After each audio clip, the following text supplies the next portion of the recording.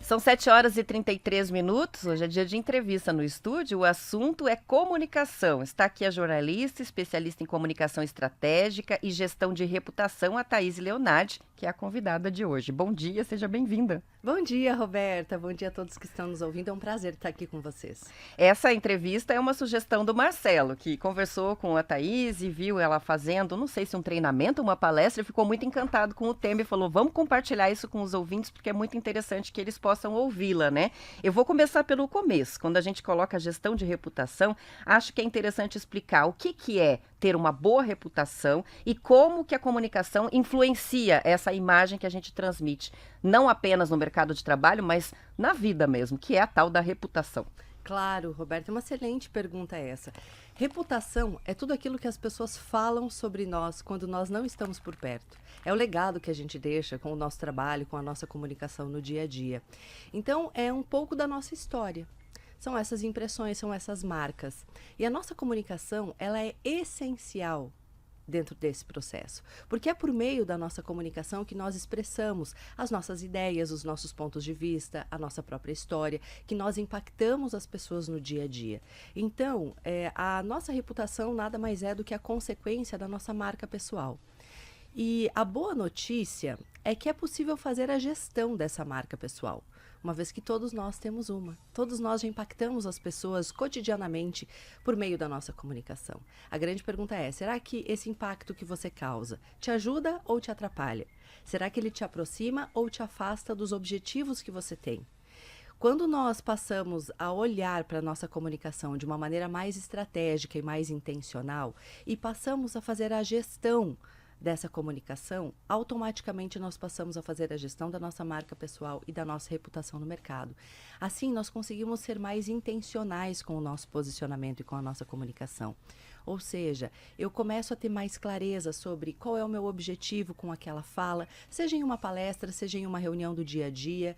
Eu começo a saber como é que eu utilizo todos os elementos da minha comunicação de maneira mais intencional. Minha expressividade, o meu tom de voz, as palavras que eu escolho para me comunicar. Então, tudo isso compõe a nossa marca pessoal, a nossa comunicação e influencia, impacta na nossa reputação. O seu ponto de partida, então, é quando você quer trabalhar a imagem de uma pessoa, de um profissional, é fazer essa primeira reflexão de como ela, de que imagem ela está transmitindo com o que ela está fazendo até agora. E a partir dali você vai moldando para que ela atinja de verdade o objetivo dela, do que ela quer. Porque às vezes a gente acha que está transmitindo uma imagem, mas não tem ideia de que está transmitindo outra totalmente diferente, não é? É exatamente isso. Muitas vezes nós não temos consciência de que impacto nós causamos. Então, uma primeira etapa de um processo de desenvolvimento de um porta-voz é justamente fazer essa análise inicial. Qual é a imagem que ele transmite, como é que ele se relaciona, como ele tem impactado aqueles públicos que são importantes para ele no dia a dia.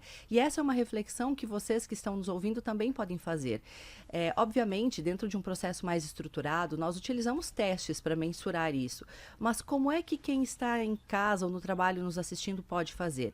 Primeiro, pode observar feedbacks que recebe. Feedbacks tanto espontâneos quanto aqueles estruturados dentro de uma empresa. O que é que normalmente as pessoas dizem sobre você? Elas dizem que você é uma pessoa alegre ou que você parece muito sério, muito bravo? O que é que normalmente as pessoas dizem? Segundo ponto, quais são aquelas situações que se repetem na sua vida e muitas vezes não tem o resultado, o desfecho que você gostaria? Então, por exemplo, eu mudo de emprego, tento fazer uma ascensão de carreira, mas não consigo assumir um cargo de liderança porque sempre outra pessoa da empresa é promovida no meu lugar. Se essa é uma situação que se repete na sua vida, provavelmente ali existe uma oportunidade de você aprimorar a sua comunicação, aprimorar o seu posicionamento, para que você possa ser visto pelos públicos que são importantes para você como um líder, para que você possa ter essa progressão de carreira. E terceiro, além de analisar então os feedbacks, analisar essas situações que se repetem, perceba, você tem conquistado os objetivos que você gostaria? Quando você fala em uma reunião, por exemplo, as pessoas param para te ouvir ou frequentemente te interrompem. Esses são alguns sinais que, caso você perceba que acontecem no seu dia a dia, são pontos de ajuste da sua marca pessoal. E aí, a partir disso, sim, você pode ir melhorando a sua comunicação, o seu posicionamento, adquirindo mais ferramentas para que você possa se comunicar e se posicionar com mais assertividade. Um ponto muito importante aqui, Roberta, é que não é possível nós sustentarmos um personagem. A proposta do trabalho não é Não essa. adianta ser fake. Não adianta. Eu vejo muitas pessoas dizendo assim, olha, pegue um arquétipo, manifeste esse arquétipo, se transforme nesse arquétipo e assim conquiste seus objetivos. Pelo tempo que eu tenho de experiência, eu vejo que isso não funciona. O que é que funciona? Funciona nós reconhecermos quais são os nossos pontos fortes, o que é que nós temos de melhor para entregar para as pessoas. E assim, fortalecer esses pontos fortes em nós e dar visibilidade a esses pontos fortes. Porque muitas vezes, sustentar um personagem se torna uma tarefa custosa, penosa e muito difícil a longo prazo. Então, não é o que eu recomendo. O importante desse trabalho é que as pessoas enxerguem em você o que você tem de melhor. E às vezes, por várias razões, não é isso que acontece no nosso dia a dia. Nós transmitimos alguns ruídos na nossa comunicação que acabam afetando a nossa reputação e a nossa marca pessoal. Quais são os erros mais comuns que as pessoas cometem e que levam a situações como essa que você colocou? Da pessoa tentar se comunicar e não ser ouvida, ser interrompida, não chamar a atenção, não prender a atenção.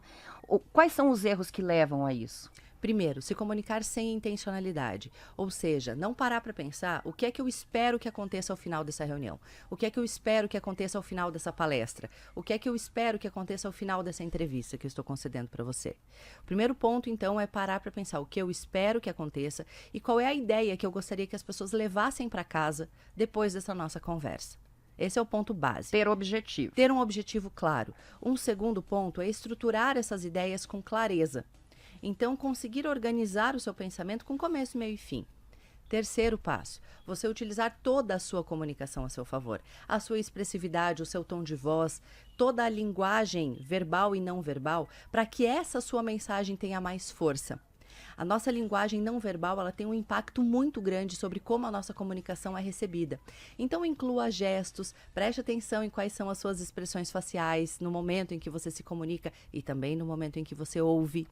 Porque eu percebo muitos clientes me procuram com a seguinte demanda: Thaíse, eu não consigo esconder com a minha expressão facial, com a minha cara, aquilo que eu estou pensando em uma reunião, e isso muitas vezes é chato, é desagradável. A pessoa faz cara de, né? Exatamente. E eu sempre digo, falo, pois é, pessoal, nós precisamos aprender a fazer a gestão das nossas expressões.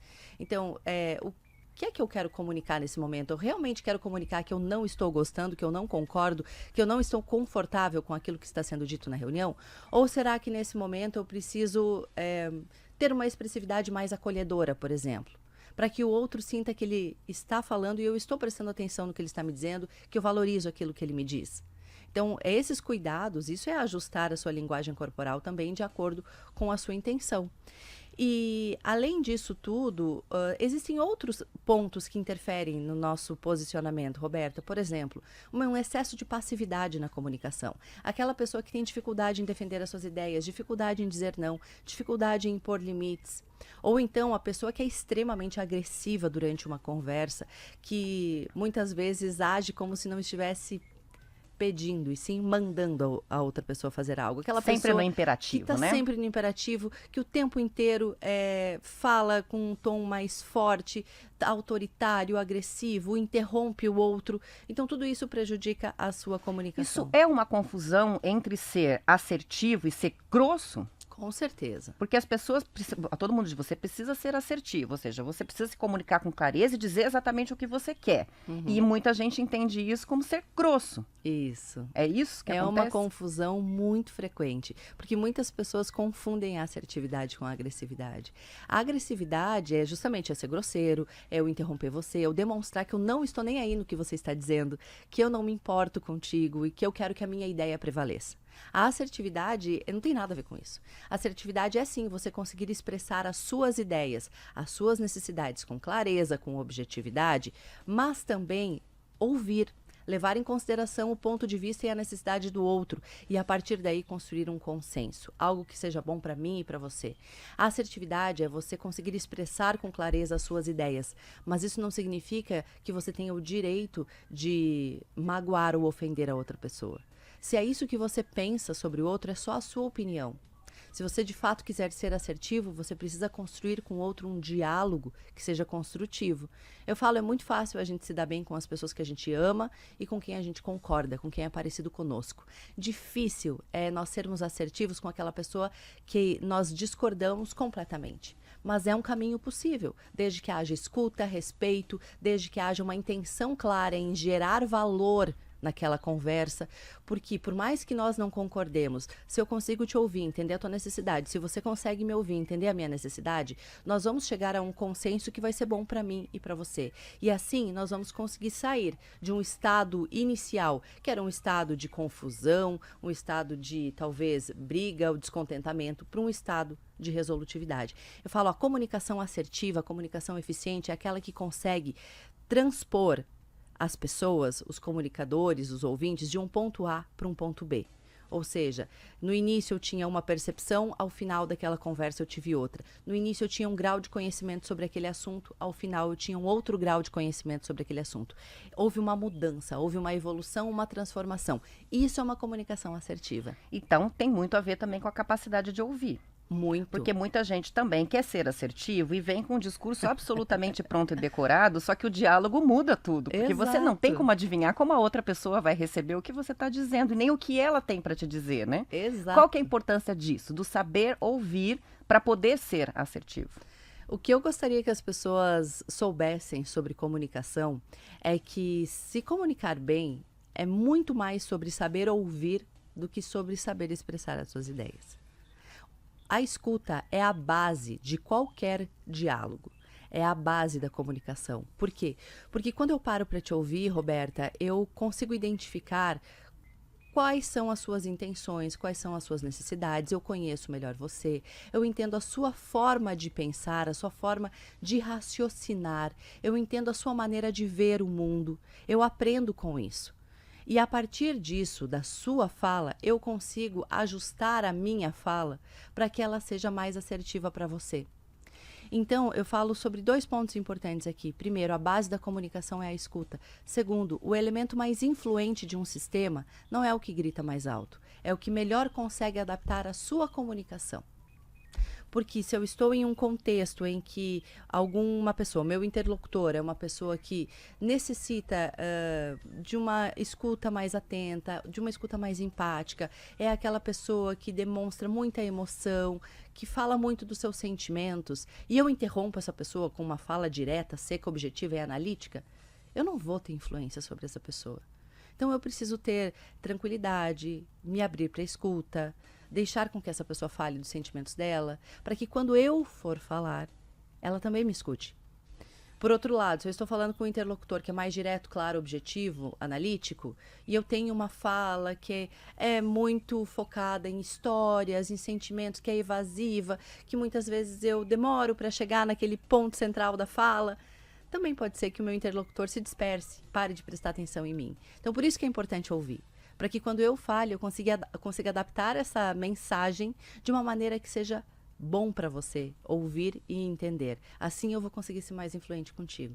Quando a gente fala em porta-voz, informação de porta-voz, ou quando a gente fala do líder, muitas vezes a gente pensa que isso é coisa que só acontece dentro de grandes companhias, de grandes empresas. E, na verdade, a liderança existe em qualquer tipo de negócio, em qualquer tipo de trabalho, em que você tenha minimamente um coletivo ali, né? Então, pensando nos ouvintes que precisam se comunicar com colaboradores, com parceiros, com fornecedores, mesmo que numa empresa pequena, qual que é o peso de você ser assertivo quando você está na liderança e qual que é o problema quando o líder não sabe ser assertivo? A assertividade na liderança é essencial para que você possa gerar engajamento e fazer com que os seus colaboradores, a sua equipe, atinjam os objetivos que ela precisa atingir. Quando você é assertivo, você demonstra para a sua equipe que você respeita. Quando você é assertivo com a sua comunicação, você gera confiança, você gera mais credibilidade com a sua equipe. E aí, naturalmente, toda a equipe também começa a trabalhar de uma maneira mais assertiva. A equipe é o reflexo do líder que tem. Em uma liderança agressiva, a tendência é que os colaboradores façam aquilo que precisa ser feito por medo. Mas o engajamento vai ser muito pequeno e na primeira oportunidade que os colaboradores tiverem para não fazer aquilo que precisa ser feito, eles não vão fazer. Por outro lado, quando o líder é assertivo, ele consegue gerar um senso de pertencimento, respeito entre as pessoas, e assim os colaboradores de fato conseguem atingir os objetivos de uma maneira em que eles entendem o porquê eles estão fazendo aquilo, qual é a contribuição deles e que a presença deles também é importante ali. Eu sempre falo, Roberta, nas empresas de todos os tamanhos, isso não vale só para grandes organizações, vale para as empresas pequenas, vale para um profissional também que nem é dono do seu negócio, mas que atua dentro de uma organização. A liderança não é um cargo, a liderança é uma postura. É essa postura de quem se compromete em encontrar as soluções para os problemas, em quem se compromete a estabelecer uma comunicação de respeito, em quem se compromete a fazer com que os outros trabalhem em conjunto em prol de um objetivo comum. Então, muitas vezes a pessoa não precisa ter o cargo de líder para exercer uma influência, exercer uma liderança. Sabendo escutar, adaptando a linguagem ao outro, nutrindo relações de confiança e respeito, automaticamente esse líder vai conseguir resultados muito melhores com a sua equipe. Porque quando o líder age de uma maneira agressiva, por exemplo, eu falo que ele começa a ter 2 problemas em vez de um só. O primeiro problema é porque as coisas não aconteciam do jeito que ele queria, aí ele vai lá, tem uma fala agressiva, ríspida, porque ele acredita que manda quem pode e obedece quem tem juízo, por exemplo. Aí qual que é o segundo problema que ele gera para ele? Uma falta de motivação, uma falta de engajamento. Pode ser que comece a haver um turnover alto dentro da empresa. 70% das demissões não acontecem por questões salariais. Acontecem porque a pessoa não encontra propósito naquilo que faz ou não se sente reconhecida pelo líder que tem. Então, veja o quanto é importante um líder saber ser assertivo no seu dia a dia, porque o resultado da equipe, o bem-estar desses colaboradores depende muito de como ele se comunica e lidera cotidianamente. Maravilha, são 7h50, hora da gente fazer uma pausa para o intervalo, mas a gente volta para concluir a conversa por aqui.